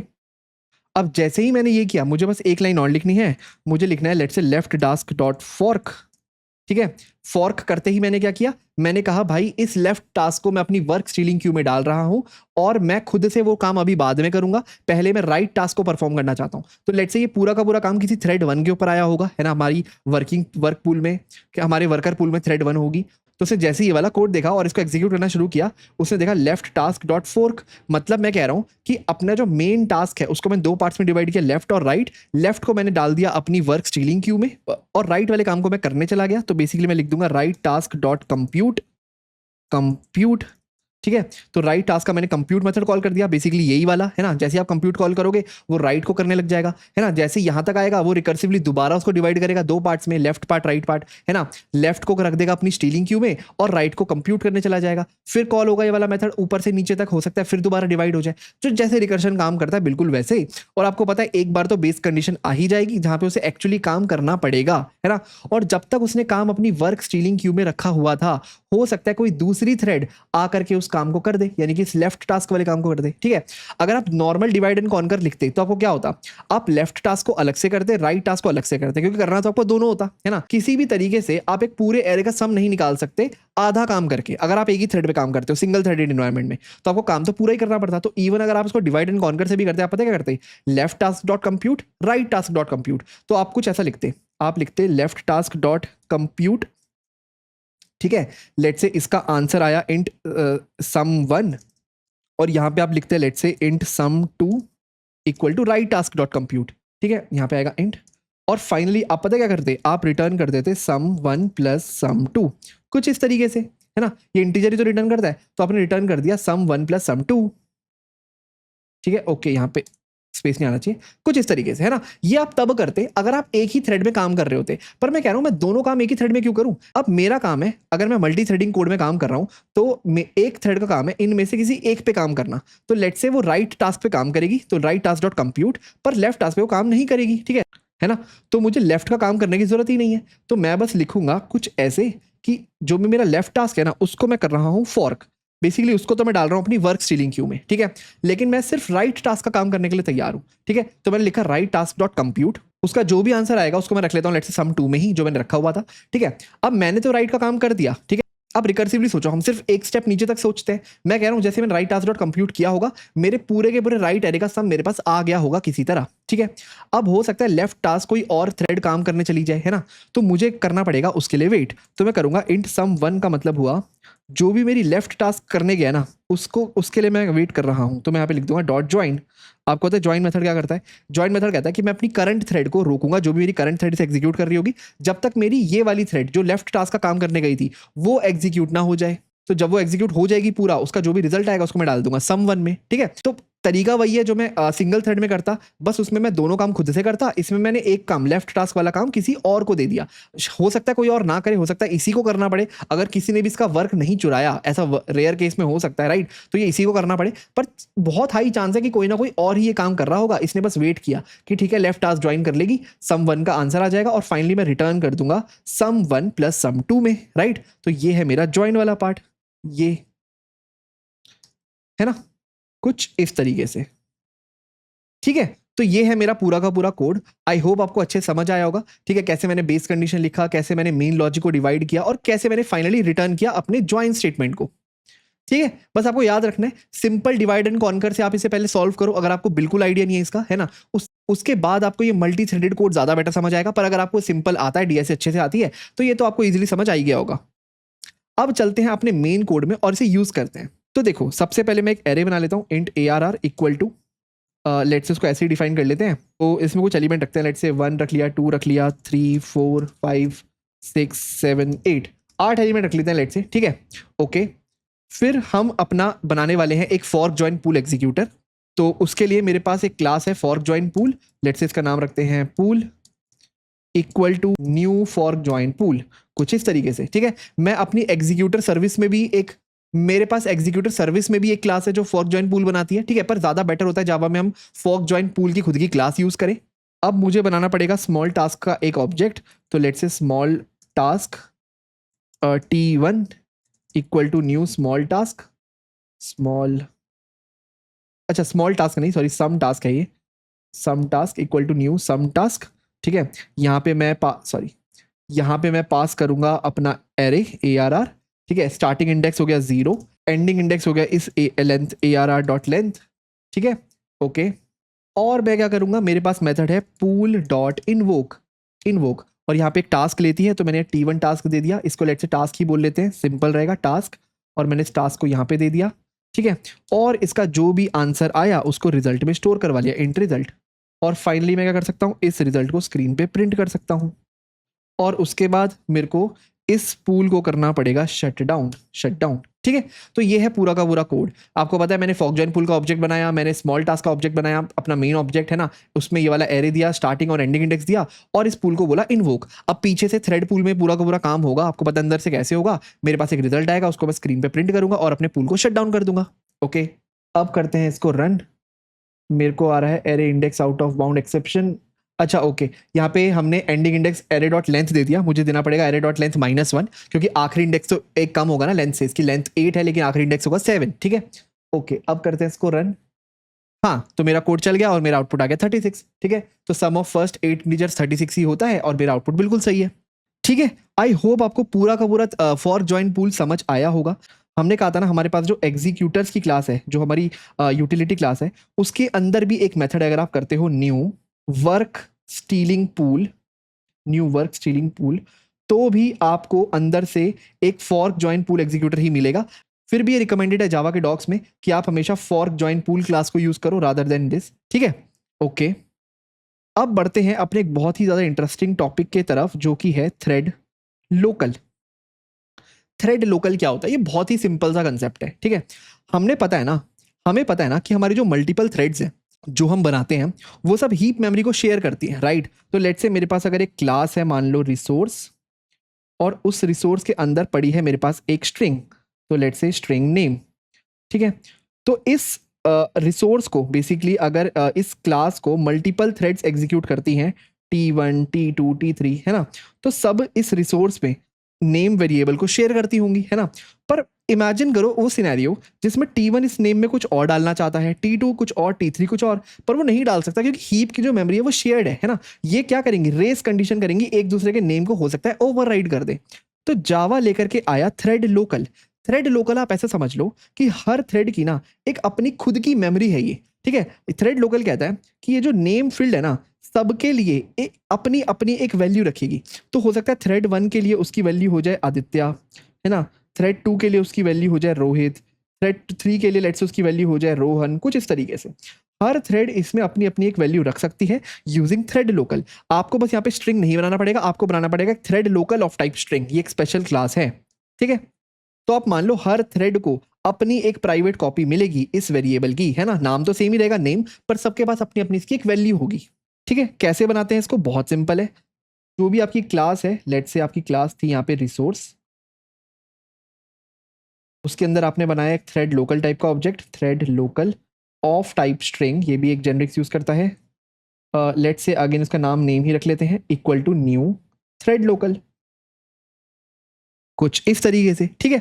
अब मान लो आप अपने कोड में ना मल्टीपल थ्रेड्स बनाते हो, T1 T2 T3, और बिल्कुल सेम तरीके से बनाते हो जैसे बनाते हैं कि बिल्कुल thread T1 equal to new thread, और आप अंदर एक रनेबल पास करते हो, सेम T2 थ्रेड है, T3 थ्रेड है, सब में आप अपने एक रेनेबल पास कर रहे होते हो। अब आप कैसे इस लोकल वेरिएबल नेम को यूज कर सकते हो, आप यूज कर सकते हो थ्रेड लोकल के मेथड्स के द्वारा। हमारे पास स्पेशल मेथड्स हैं, जैसे कि एक मेथड हो गया सेट, ठीक है, एक मेथड हो गया गेट, जो कि आपको पता है इस लोकल वेरिएबल के नेम को सेट या गेट करने काम आएंगे। तो आप कुछ ऐसे लिख सकते हो, लेट्स से, तो मान लो आपने एक थ्रेड बना रखी है, thread T1 equal to new thread, और आपको पता है यहाँ पे आप एक लैम्डा एक्सप्रेशन देते थे, ठीक है। तो आप यहाँ पे लैम्डा देते हो, नो इनपुट, बट यहाँ पे आप एक बेसिकली कुछ रनेबल का पूरा फंक्शनल देना चाहते हो, कुछ इस तरीके से। और यहाँ पे आप लिख सकते हो, लेट्स से जो भी आपकी नेम फील्ड थी ना, नेम डॉट सेट, और यहाँ पे आप जो भी आपको सेट करना है आप यहाँ पे पास कर दो, लेट्स से आदित्य, मैंने यहाँ पे पास कर दिया, कुछ इस तरीके से, ठीक है। अब मान लो आप ऐसे ही एक अलग थ्रेड बनाते हो T2, और उसमें आप लिखते हो नेम डॉट सेट रोहित, ठीक है, ठीक है। और फाइनली आपको पता है आप क्या करते हो, आप करते हो T1 को स्टार्ट और आप करते हो T2 को स्टार्ट, ठीक है। अब मान लो जब भी थ्रेड T1 रन हो रही होगी और कहीं भी कोड में नेम डॉट गेट होता होगा, तो हमेशा आदित्य वहां मिलेगा, और जब भी T2 रन होती होगी और कहीं भी कोड में नेम डॉट गेट होता होगा, तो आपको वहां मिलेगा हमेशा रोहित, ठीक है। तो यही है थ्रेड लोकल का सिंपल सा कॉन्सेप्ट, कि एक हीप मेमोरी जो शेयर्ड मेमोरी होती है उसमें सबकी अपनी अपनी एक प्राइवेट कॉपी देना। इससे ना तो कभी आएगी अब रेस कंडीशन, और ना ही आपको कोई लॉक्स लगाने की जरूरत है, क्योंकि सबके पास अपनी अपनी एक कॉपी है। तो बेसिकली आप मान लो इसी रनेबल में अगर मैं यहाँ पे यहीं पे प्रिंट कर रहा होता system dot out dot println, और मैं करता लेट से नेम डॉट गेट, तो मुझे यहाँ तो मिलता आदित्य, और अगर मैं इसके T2 में के रनेबल में बेसिकली यहाँ इसका रनेबल का कोड होता और यहाँ करता नेम डॉट गेट, तो मुझे मिलता रोहित, ठीक है। कहीं भी जब मैं नेम डॉट गेट करूंगा और मैं थ्रेड T1 चला रहा हूँ तो आदित्य मिलेगा, और यहाँ पे करूंगा तो रोहित मिलेगा, ठीक है। यही सिंपल सा कॉन्सेप्ट है हमारे थ्रेड लोकल का। अब इस पे एक इंटरेस्टिंग क्वेश्चन आता है कि हम सीधा लोकल वेरिएबल क्यों नहीं यूज कर लेते। हमें तो पता है स्टैक स्पेस तो हमारा शेयर नहीं होता, वो तो सबके लिए प्राइवेट होता है, बिल्कुल, पर लोकल वेरिएबल तो लिमिटेड होते हैं ना हमारे फंक्शन के अंदर, है ना। जैसे आपके फंक्शन का स्कोप खत्म हुआ, आपके लोकल वेरिएबल्स खत्म हो गए, पर आपकी जो क्लास है रिसोर्स, ये तो हीप में होती है, यानी कि ये जो नेम है ये फील्ड रहने वाली है काफी टाइम तक, है ना। तो ये एक अच्छी रिसोर्स हो सकती है, तो हो सकता है इसका यूज आपको बार बार पड़े, उस टाइम के लिए हम ये अपना थ्रेड लोकल यूज करते हैं।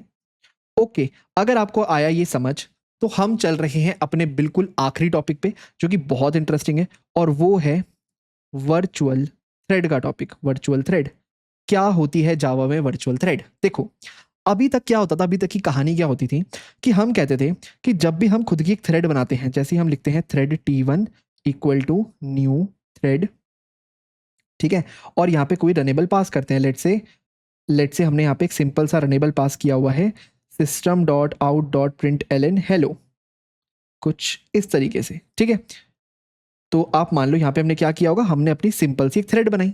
अब जब भी मैंने बोला था ना, हम करते हैं T1 डॉट स्टार्ट, जैसे ही हम लिखते हैं T1 डॉट स्टार्ट, हमारा JVM हमारे ऑपरेटिंग सिस्टम को बोलता है कि एक्चुअली एक थ्रेड बनाओ सिस्टम के अंदर, ठीक है। तो लेट से ये है हमारा JVM, ठीक है। यहाँ पे कहीं कोड में हमने अपनी खुद की थ्रेड बनाई, ठीक है, ये हमने बनाई JVM थ्रेड, JVM थ्रेड, ठीक है। तो बेसिकली जब तक हमने ये कोड लिखा था हमारी थ्रेड सिर्फ JVM में एग्जिस्ट करती थी, है ना, जब तक हमने ये वाली लाइन नहीं लिखी थी। पर जैसे हमने लिखी T1.start, हमने अपने ऑपरेटिंग सिस्टम को बोला, तो लेट्स से ये है हमारा ऑपरेटिंग सिस्टम, ये वाला। यहाँ पे हमने इसको बोला कि तू खुद में सिस्टम के अंदर एक थ्रेड बना, है ना, और हमने अपनी JVM थ्रेड को लिंक कर दिया एक तरह से अपनी ऑपरेटिंग सिस्टम की थ्रेड से, है ना। तो अब इस थ्रेड पे, इस T1 पे मैं जो भी काम करूंगा वो एक्चुअली मेरा ऑपरेटिंग सिस्टम की थ्रेड कर रही होगी, है ना। ऐसे ही मान लो मैं JVM में एक और थ्रेड बनाता हूँ और मैं उसको भी स्टार्ट करता हूँ, लेट्स से T2.start, तो इसका मतलब मैं ऑपरेटिंग सिस्टम को बोलूंगा कि तुम अपने एंड पे भी एक थ्रेड बनाओ और इसको लिंक कर दो मेरी JVM की थ्रेड से, राइट। अभी तक का कंसेप्ट ये है, सिंपल। और ये है सारा का सारा ट्रेडिशनल वे जो हम आज तक करते आए थे। पर ना इसमें है एक बहुत बड़ी दिक्कत। क्या दिक्कत है? देखो, दिक्कत ये है कि ऐसे करके ना आप बहुत ज़्यादा नंबर ऑफ थ्रेड्स नहीं बना सकते, है ना। अगर आप बहुत ज़्यादा थ्रेड्स बना दोगे तो हमारे ऑपरेटिंग सिस्टम में बहुत ज़्यादा थ्रेड्स आ जाएंगी और CPU जब उन्हें एग्जीक्यूट करेगा तो वो ज़्यादा टाइम अपना कॉन्टेक्स्ट स्विचिंग में लगा देगा, है ना। और हमें ये भी पता है थ्रेड क्रिएशन का प्रोसेस थोड़ा सा एक्सपेंसिव होता है ना। हर थ्रेड जब क्रिएट होती है वो 512 KB से लेकर के ऑलमोस्ट 1 MB तक का स्पेस लेती है ना। तो बहुत ज़्यादा रिसोर्स कंज्यूम होते हैं थ्रेड को बनाने में, उसको मैनेज करने में, वगैरह वगैरह। और यहाँ पे देखो 1-to-1 मैपिंग है, हर JVM थ्रेड एक OS थ्रेड से लिंक है, हर JVM थ्रेड एक OS थ्रेड से लिंक है, ठीक है। तो जब भी आप एक थ्रेड बनाते हो वो एक एक्चुअली आपके ऑपरेटिंग सिस्टम में जाकर के एक थ्रेड बन रही होती है, वो रियल थ्रेड होती है, ठीक है। अब ना यहाँ पे प्रॉब्लम ये आती है कि मान लो आपने बना रखी है 4 थ्रेड, ठीक है। यहाँ पे मैं 4 थ्रेड बनाता हूँ फटाफट, 1 2 3 4। तो यहाँ पे रियल थ्रेड भी 4 बनेगी और ये सब इससे लिंक होगी कुछ इस तरीके से। अब प्रॉब्लम ये आती है कि मान लो आपकी पहली थ्रेड, ठीक है, इसको मैं ऐसे बनाता हूँ, आपकी ये वाली थ्रेड वेटिंग स्टेट में चली गई, वेटिंग स्टेट, या हो सकता है किसी ब्लॉकिंग स्टेट में चली गई, ठीक है। तो मान लो किसी इनपुट आउटपुट डिवाइस का वेट कर रही हो, ठीक है। सेम लेट से इसको थोड़ा सा छोटा कर देता हूँ, हाँ, सेम लेट से ये भी आपकी ब्लॉकिंग स्टेट में चली गई। तो 4 में से 2 थ्रेड ना आपकी ब्लॉकिंग स्टेट में है ना। तो उस वजह से क्या होगा, आपका ऑपरेटिंग सिस्टम इन दोनों थ्रेड को यूज ही नहीं कर सकता, है ना, क्योंकि हो सकता है ये इनपुट आउटपुट के लिए कुछ वेट कर रही हो, है ना। और आप ज्यादा नंबर ऑफ थ्रेड्स भी क्रिएट नहीं कर सकते। तो 2 बड़ी बड़ी प्रॉब्लम है, क्योंकि JVM की थ्रेड सीधा सीधा 1-to-1 लिंक होती है हमारी ऑपरेटिंग सिस्टम की थ्रेड से। तो अगर ये वेटिंग स्टेट में होगी या ब्लॉकिंग स्टेट में होगी तो ये भी ब्लॉक्स करेगी, तो ये भी ब्लॉकिंग स्टेट में चली जाएगी। तब तक हमारा ऑपरेटिंग सिस्टम इन थ्रेड्स को यूज ही नहीं कर सकता और हम ज्यादा नंबर ऑफ थ्रेड्स बना भी नहीं सकते, क्योंकि जितनी ज्यादा थ्रेड बनाएंगे हमारे ऑपरेटिंग सिस्टम पे पड़ेगा बहुत ज्यादा लोड, है ना। पर हमें बहुत ज्यादा थ्रेड्स कब चाहिए होती है? आप सोचो, अगर हम अपनी खुद की एक वेब ऐप बना रहे हैं, ठीक है, वेबसाइट बना रहे हैं, और हम बैकएंड पे मानते हैं कि जब भी मुझे क्लाइंट की एक रिक्वेस्ट आएगी ना, हर रिक्वेस्ट को फुलफिल करने के लिए मैं एक नई थ्रेड बना दूंगा, T1 T2 T3 T4। पर ये तो बहुत ही अजीब सा आइडिया, हमने देखा था इसके बारे में, है ना। अगर आप ऐसा करोगे तो क्या प्रॉब्लम होगी, आप इतनी सारी थ्रेड्स बना दोगे, थाउजेंड्स ऑफ थ्रेड, और आपका पूरा का पूरा सिस्टम ही स्लो हो जाएगा। उसी प्रॉब्लम को सॉल्व करने के लिए तो हम एग्जीक्यूटर फ्रेमवर्क पे आए थे, एग्जीक्यूटर फ्रेमवर्क, है ना। तो जावा ने क्या कहा था कि भाई इतनी सारी थ्रेड मत बनाओ, मैं पहले से अपने पूल में कुछ नंबर ऑफ थ्रेड्स रख लूंगा और हम उनको बार बार रीयूज कर लेंगे। पर उससे प्रॉब्लम ये हुई कि हमें ज्यादा कंकरेंसी नहीं मिली, है ना, लिमिटेड रह गई हमारी कंकरेंसी। हो सकता है एक बार में 4 या 5 या 10 टास्क एग्जीक्यूट हो पाए, डिपेंडिंग अपॉन कितनी वर्कर थ्रेड है ना, और हमारी कंकरेंसी वहीं तक लिमिटेड रह गई। पर वहीं पे जावा लेकर के आया वर्चुअल थ्रेड का कॉन्सेप्ट, ठीक है।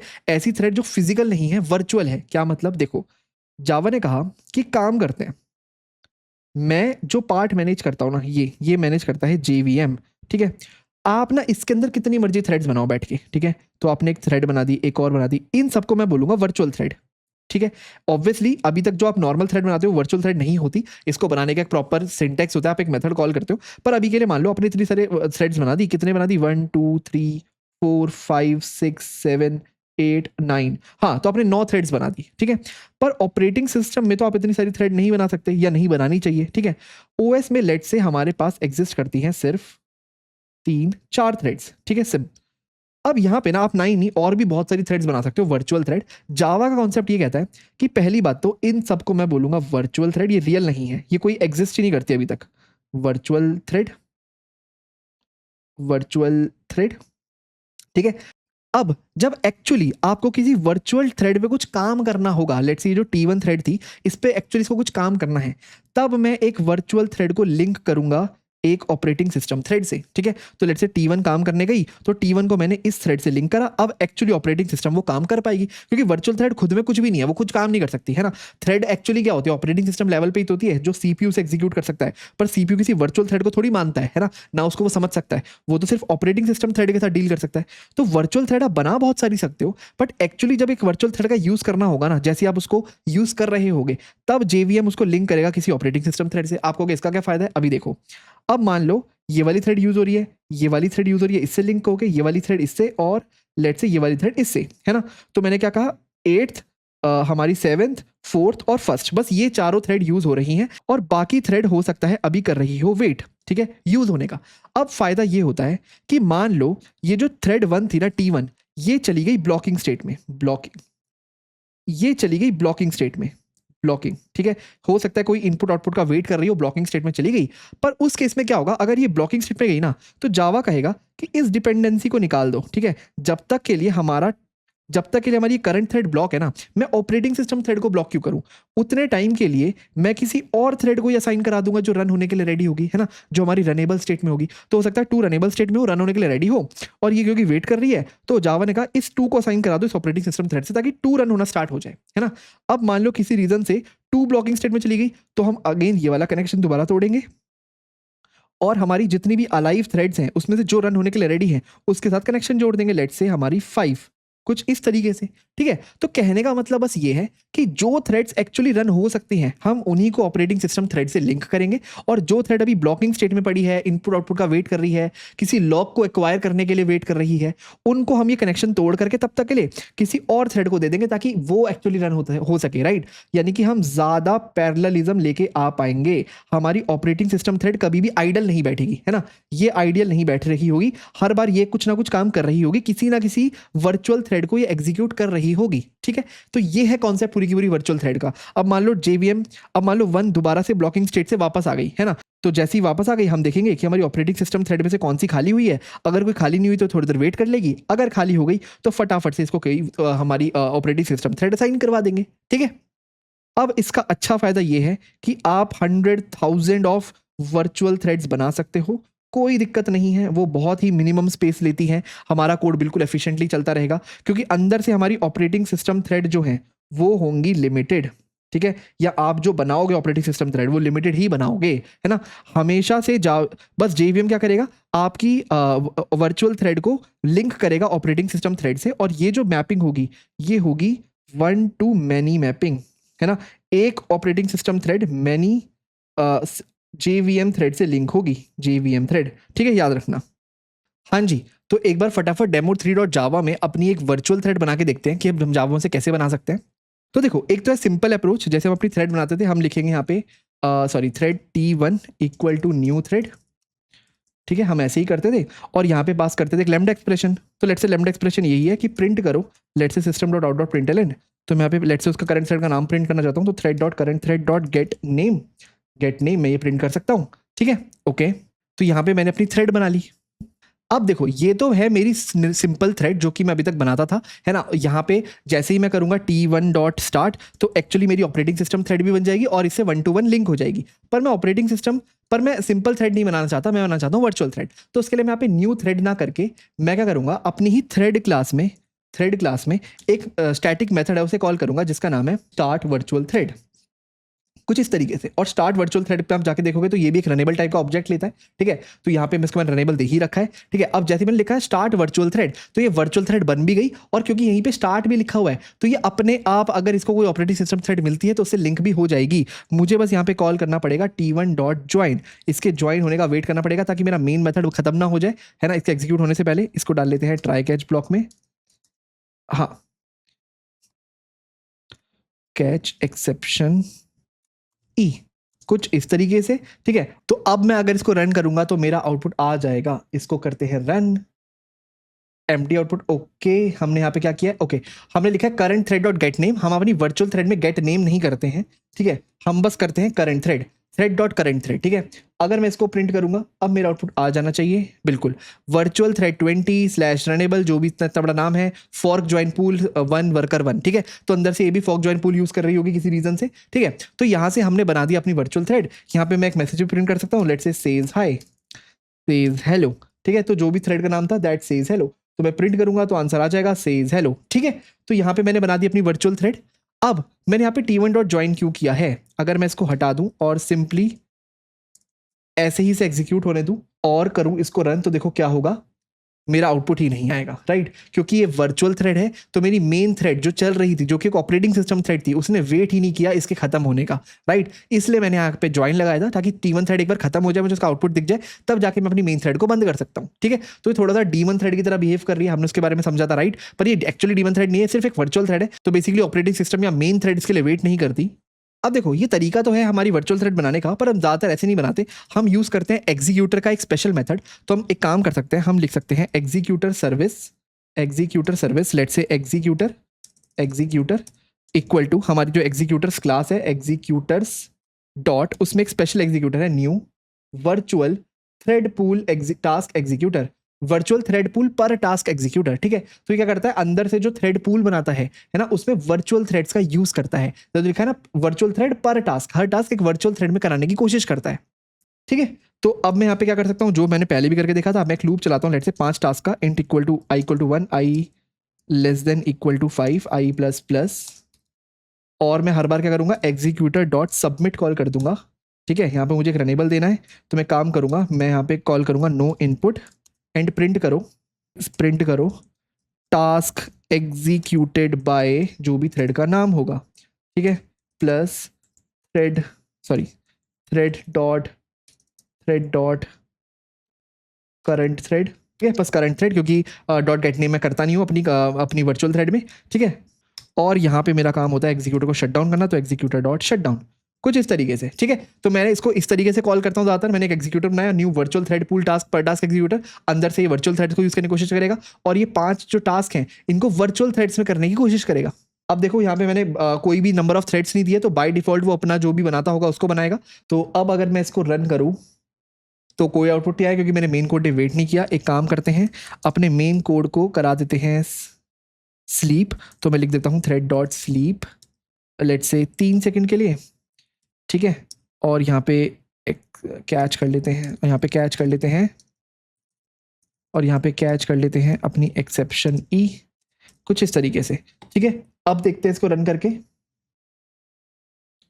हाँ, तो मेरे आउटपुट आ गए पांचों, task executed by virtual thread 28, 25, 30, 22, 20, जो भी बेसिकली इसने अपने अंदर से नाम रखे होंगे, मेरे 5 टास्क एग्जीक्यूट हुए, और सारे देखो अलग अलग वर्चुअल थ्रेड में गए, है ना। अंदर से इतने सारे ऑपरेटिंग सिस्टम थ्रेड नहीं बने होंगे मेरे लिए, ऑपरेटिंग सिस्टम थ्रेड हो सकता है बहुत कम बने हो, पर मेरे वर्चुअल थ्रेड कितने भी बन सकते हैं, कोई दिक्कत नहीं है, ठीक है। आई होप आपको वर्चुअल थ्रेड समझ आया होगा। अब जैसे हमने डिस्कस किया, हम इसे यूज कहाँ कर सकते हैं, ऑब्वियसली वेब एप्स को बनाने में यूज कर सकते हैं, है ना, जहाँ पे हमारी हर रिक्वेस्ट एक वर्चुअल थ्रेड हो सकती है।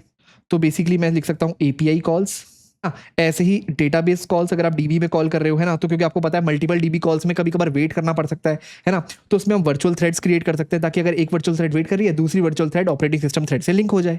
तो ऐसे कोई भी ऑपरेशंस में वर्चुअल थ्रेड का हम यूज कर सकते हैं। ये बहुत ही इंटरेस्टिंग चीज़ है, ये जावा में लेटेस्ट आई थी, ठीक है। तो आप इसका यूज अच्छे से करो, हमारे पास इसका एग्जीक्यूटर भी बना हुआ है प्रॉपर, है ना। इस वीडियो में इतना ही, इनफैक्ट इस पूरी सीरीज में इतना ही, है ना। आई होप आपको मजा आया होगा, आपको इस पूरी सीरीज से बहुत कुछ सीखने को मिला होगा।